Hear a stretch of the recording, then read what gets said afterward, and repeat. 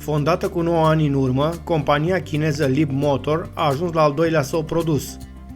După ce a început cu modelul S01, având aceeași denumire codată, a trecut acum la T03. Primul lor produs a fost în mod ciudat un automobil electric de sport. Acum, însă, prin T03, oferă o micuță mașină electrică de oraș. Așadar, după un debut în care a privit spre performanță, a trecut acum la automobile fără pretenții pentru folosință în orașe. Această schimbare profundă în ofertă a venit și în urma colaborării cu investitorul Stellantis, care deține în mod practic 20% din acțiunile acestei firme. Astfel, a rezultat această mașinuță de doar 3,6 metri, dar capabilă totuși să transporte 4 pasageri.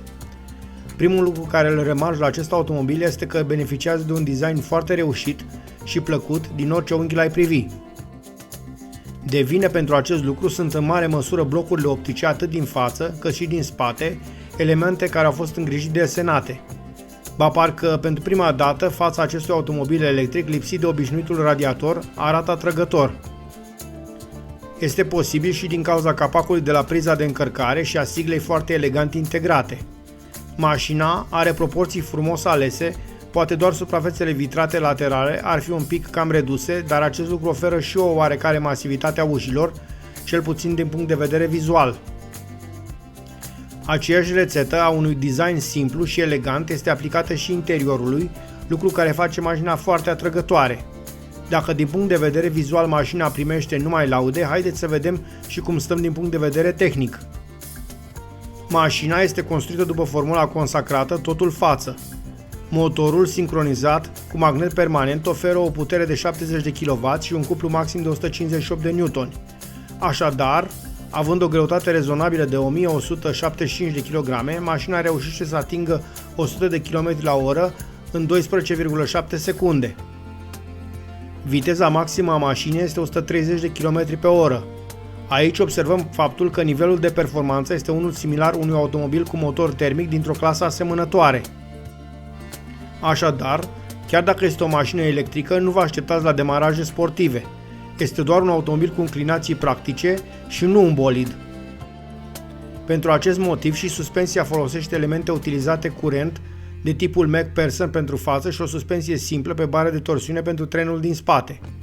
Aceste soluții oferă destulă simplicitate constructivă, dar și o ținută de drum potrivită.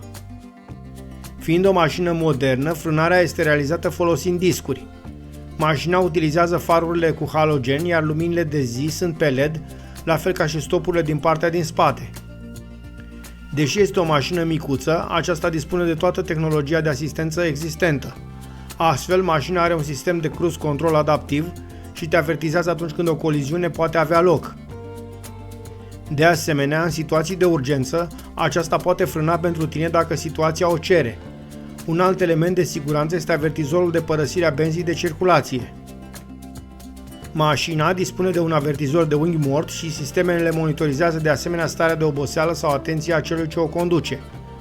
Automobilul are airbag pentru șofer și pasager, dar și laterale de tip cortină care te pot proteja în cazul unui impact lateral. Astfel, mașina oferă un nivel de protecție suficient clasei din care face parte. Fiind un automobil electric, veți întreba negreșit care este autonomia.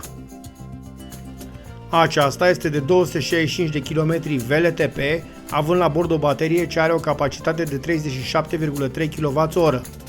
Totuși, când e nevoie, poți încărca mașina de la 30% până la 80% în doar 36 de minute. Mașina poate fi achiziționată într-o paletă de 4 culori: Light White, Glacier Blue, Mint Green și Canopy Grey. Costul pentru care poți avea un astfel de automobil are valoarea de 10.890 de euro plus TVA, însă prin programul Rabla. Fără acesta este în mod evident mai ridicat. Fiind un automobil realizat în colaborare cu Stellantis, asamblarea lui se realizează atât în îndepărtata China, cât și aici, în Europa, la Tichy, în Polonia. Acestea fiind spuse, vă mulțumesc frumos pentru vizionare și aștept în comentarii să vă spuneți o părere, cum vă place acest mic automobil și pe care l-ați cumpăra, pe acesta sau pe Springul de la Dacia.